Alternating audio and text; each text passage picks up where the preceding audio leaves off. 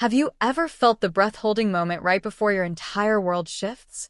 That unsettling, terrifying calm before the storm breaks, and you know, deep in your gut, that nothing will ever be the same again? That's exactly how it felt that night. It had been one of those days at the office. The kind that leaves your brain buzzing with a million thoughts but your body too wired to actually rest.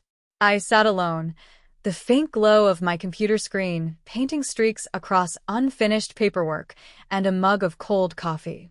Just hours earlier, I'd been filming a video with Danielle. We were calm, composed, meticulously explaining the legal consequences of burning or ripping official documents online. The internet expected drama, fireworks, screaming matches. But what we actually recorded was far more dangerous. It was the raw, unyielding truth, meticulously wrapped in law. And yet, I enjoyed it. I loved the clarity in Danielle's voice, the unshakable firmness of her words. The way actions finally had real, undeniable weight. My phone buzzed, pulling me from my thoughts. A new email. I clicked it open. The live streaming company confirmed everything. Equipment delivered, contract signed, system checks completed. This project was officially alive. This wasn't just a sponsorship, not just another brand collaboration. This was something monumental, something that would fundamentally shift everything. Jack had invested directly into the company, without a moment of hesitation. He wasn't just dabbling now. He was all in, throwing his weight, his influence into this. And that told me everything I needed to know. He was done hiding in the shadows, done waiting in the background of Andrew's story. He was moving, and he expected the world to follow. I unlocked my phone and went to my gallery. A photo filled the screen, a group of familiar faces. Andrew, Kat, Samantha, Kim, Kay, Elle, Sam, Dean, and others who had crossed paths with Andrew at different points in his life. They were all standing close, smiling, completely unaware that one day this image would feel like a memorial to a life that could have been. I stared at Andrew in that photo longer than the rest. His expression was gentle, so different from the cold, sharp version of him the world knew now. My lips curved into a smile, but it wasn't joyful. It was fragile, heavy with a quiet ache of what if. If only I had met him earlier, I thought, before everything broke, before he had to become who he is now. Only then did I open my desk drawer. Inside was a photograph I never kept far from my reach. I lifted it gently, as if it were something alive. It was Andrew, holding Sophia in his arms, his face buried in her hair, her body still impossibly limp against him. That final kiss. The moment not just Sophia died, but the version of Andrew who believed in saving himself died with her. I didn't blink for a long moment. I just stared, absorbing the crushing weight of it. I wondered, not for the first time, what kind of man Andrew would have become if Sophia had survived. Would he have turned into the same storm he was now? Or would he have remained the quiet protector I saw glimpses of in old photos and fleeting smiles? I swiped to the next image on my phone. Sophia again, but this time lying in her coffin, peaceful, almost like she was only sleeping. The white dress she wore had been chosen with meticulous care, pure fabric, modest lace, a gentle placement of flowers in her hands. My team had done it, a silent, respectful mission, documenting a grave, gathering evidence of a life stolen, a memory preserved. Everything was going according to plan. My thoughts drifted to Jack. After his chilling visit to Daniel's son, he came to me, calm, expression unreadable, and simply said, "I need you to arrange a meeting with Andrew." I didn't need to ask why. I knew the confrontation was coming. A collision. Chaos meeting darkness. One born from a loss so profound it shattered him, the other from a betrayal so deep it festered. I wasn't sure who would walk away. I wasn't sure if anyone would. Jack told me one more thing, a quiet instruction that chilled me. When the truth comes out, cut ties with me. Protect yourself. There was no desperation in his eyes, only acceptance, as if he had already made peace with who he was and with what might happen next. It was the first time I had ever seen him look truly free. I didn't argue, but I had plans of my own, ones not even Jack knew about. I locked my phone, placed the photo of Andrew and Sophia carefully back in the drawer, and straightened the stack of documents on my desk. There were calls to make, contracts to finalize, legal papers to certify, and deadlines to meet. The world had no idea the tempest brewing. But I did. And I was ready to stand right in the eye of it. In another part of the world, far from the quiet tension building elsewhere, Andrew was working alongside Walter, Omar, Dowie, and Myung to finalize the launch of their latest project.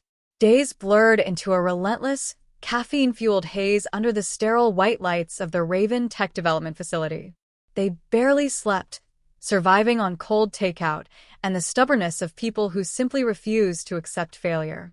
Test after test crashed, code broke, hardware overheated, and yet, slowly, painstakingly, they forced this impossible idea into reality. And then, finally, it worked. No errors, no instability.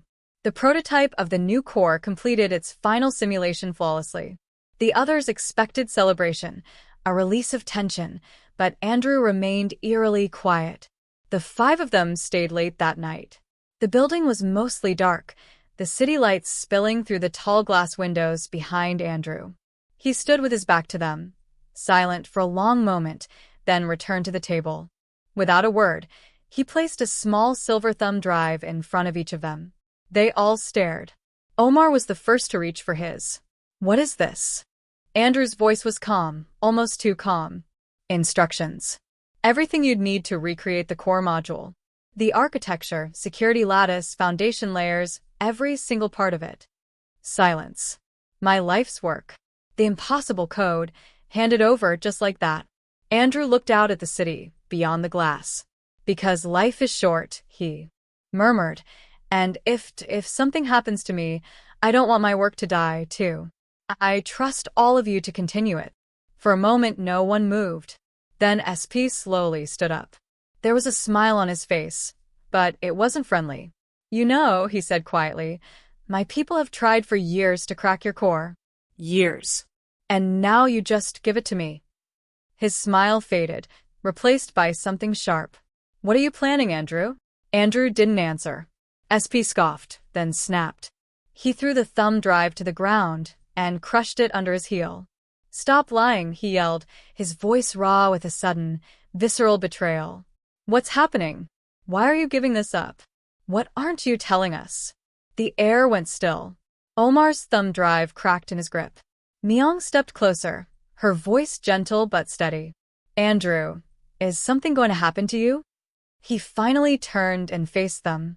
His expression was composed, but his eyes held something they hadn't seen before, a deep, quiet resolve. "I meant what I said," he replied softly. "Life is short, and if something does happen to me, I need you to take care of Kat and the others." That was when they understood. This wasn't about software. This wasn't about legacy. This was preparation. This was a goodbye. Walter stood slowly, picked up his thumb drive, let it fall to the floor, then crushed it beneath his boot. Myung didn't speak. She picked up her glass of water, dropped her own drive in, and watched as it sank to the bottom. Omar set his cracked one down. His voice was quiet, laced with anger and fear. "Don't do this alone," he said. "Nothing now." Walter faced him. "We didn't follow you for the tech. We followed you for you. So if something is coming, you tell us. You don't disappear." Andrew gave a faint, almost imperceptible smile. "Thank you. I will." They all knew he wouldn't. If you're still reeling from that, trust me, this story only gets wilder. Make sure to hit that subscribe button. You won't want to miss what comes next. Hours later, the world was quiet when Andrew returned to the condo. The lights were dim, soft and warm against the cold, waiting city outside. Kat had fallen asleep on the couch, curled under a blanket. The TV remote rested loosely in her hand. On the small dining table sat dinner, covered, still warm. She had waited for him. Andrew set his keys down soundlessly. He crossed the room and knelt beside her. For a long moment he said nothing. He just watched her, the peaceful rise and fall of her breathing, the way a stray hair curved across her cheek. Kat stirred and slowly opened her eyes. When she saw him, a tired smile formed. "You're home." "I'm home," he said quietly. She glanced at the table. "I made dinner. It should still be warm." Instead of replying, Andrew slipped his arms beneath her and lifted her gently off the couch. Kat let out a sleepy laugh. "Andrew, someone might see us from the hallway. Put me down." He didn't let her. He sat her down softly at the dining table, and they ate together, quietly, peacefully. The city lights glowed through the condo windows, reflecting against the glass like distant stars. Just for tonight, no heavy thoughts, no looming shadows. Kat told him about her day, about new fabric samples, about a recipe she wanted to try. Then she mentioned softly, "Sierra wants to introduce her mentor to you soon." Andrew smiled. "I'm looking forward to it." He didn't tell her about the drives. He didn't tell her what he asked his team. He didn't tell her why his hands trembled when she wasn't looking, because he could feel it. Something was coming, and he didn't know if he was ready. Not tonight.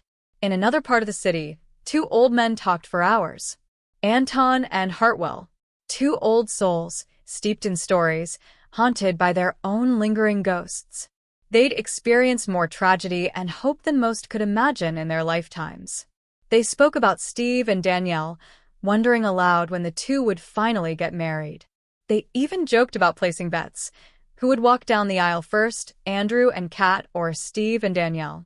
They laughed, but there was a deep sincerity buried in their voices. They cared for these young people as though they were their own. Anton could feel age settling deep into his bones, but he still had a promise to fulfill. So he stayed, sipping his tea and listening to the night breathe. The conversation shifted almost naturally to Daniel, the same man who died in the fire, the same friend Anton had given a final farewell to. Anton remembered the last time he saw him. Daniel had been sitting in his usual place at the dining table in his family's home, the same place where he once shared meals with the family that would eventually betray him. His nose was bleeding, his body weakening, memories slipping in and out like a flickering flame. He could barely move. Anton was the one who lit the match that night, the one who set the house ablaze. And as he turned to leave, Daniel, with the last of his remaining strength, called out to him and thanked him. From outside, Anton watched as the flames consumed the home. He saw Daniel's father rush forward, screaming his son's name, trying desperately to force his way inside. Anton cried that night, but he also remembered the promise Daniel had given him, the responsibility to protect Daniel's child and, by extension, his half-brother. Two innocent boys, caught in a war not of their making, born of their own blood. So he made his choice. Both Duncan and Raynor were placed quietly in the care of Daniel's ex-wife's parents, good people who had been manipulated by their daughter into believing lies, yet still possessed kind hearts and a safe home. It was the only way to make sure both boys grew up far from the poison of Daniel's family and far from the shadows of the past. Hartwell knew the truth about Daniel's death as well, and about the promise that came with it. The two men fell silent for a while, each lost in his own memories. They looked at Andrew and his friends not as strangers, not as the next generation, but as family, forged in loyalty, grief, and the sacred promises of dying men. Inside Raven Tech, Samantha was still working late into the night, desperate to drown out the noise in her head. She had sent Kim home hours ago so she could be with her boyfriend, but Kim hadn't. Wanted to leave after everything that had happened. Samantha insisted, telling her she was safe now and had nothing to feel guilty about. In truth, Samantha believed that if Kim had been in the same vehicle during the abduction, she might not have survived. The night she, Kim, and Kat were drugged in Leon's restaurant was still vivid in her memory, especially what those men had planned to do to them, to Kat in particular. Every time she thought of it, a cold fury still surged through me, mixed with a chilling terror. She exhaled sharply and let her forehead drop onto her desk. Rough night. Samantha lifted her head. Sam stood at the doorway of her office holding 2 cups of coffee. She nodded. He walked in, sat across from her, and handed her one. She thanked him quietly. For a while, they sat in silence. Then Sam said, "Something doesn't feel right lately." Samantha didn't hesitate. "I know. I felt it too." like something's out of place, but I can't tell what. Sam nodded. Dean feels it too. He's increased security at headquarters and the other sites. No announcement, no memo, just silent protocol upgrades. Staff have already filed complaints. They think he's gone overboard. Samantha let out a tired laugh. Dean never does anything quietly. This was serious. Andrew notices everything anyway. Dean still can't figure out how Andrew gets in and out of the building unnoticed half the time. Man's a damn ghost. Sam smiled for a moment before Samantha asked, "How's Elle doing?" "There's talk of a music label signing him," Sam said. "Apparently, someone found out he's connected to Andrew, and now they want him immediately." Samantha nodded. "Good. He deserves it." Sam hesitated, then leaned forward. "There's something else." Natasha reached out. "There's a woman claiming her son is Andrew's child, and she says she is proof." Samantha froze. "Proof?" Sam nodded. "First, they tried to steal his software. Now, someone's claiming he has a son." "What's her name?" Samantha asked. "Her name is Sophia. She says she's from the same country as Andrew. Claims they dated before he left." Samantha slowly stood up. "What did you say her name was?" "Sophia." Her expression darkened. Sam's brows knitted in concern. "Do you know her?" "No," Samantha said too quickly. "Pull everything on this woman. Full background. Where she lives, who she talks to, what she eats. And I want to know exactly who her son is." Sam looked unsettled. "Why? What's going on?" Samantha took a long, shaky breath, then whispered, "Keep this between us." Sam nodded. Samantha finally said it, the words barely audible. "Sophia is dead. She died in Andrew's arms." Across the city, a woman smiled to herself, a chilling, self-satisfied smile, completely blind to the abyss she was stepping into. Everything was working. She had taken out loans, changed her face with surgery, reshaped her entire life, all to look like one person, Andrew's first love, Sophia. Not exactly the same, just older, as if time had passed, but the face remained. She had found Sophia's picture in an old high school yearbook that belonged to her cousin. When her cousin saw her staring, he casually mentioned that Sophia was Andrew's girlfriend years ago and that she coincidentally looked a lot like her. She asked who Andrew was. He showed her a picture on his phone. Andrew, CEO of Raven Tech. That was the moment everything changed. She already had a son, a boy she'd been raising alone. And he resembled Andrew just enough.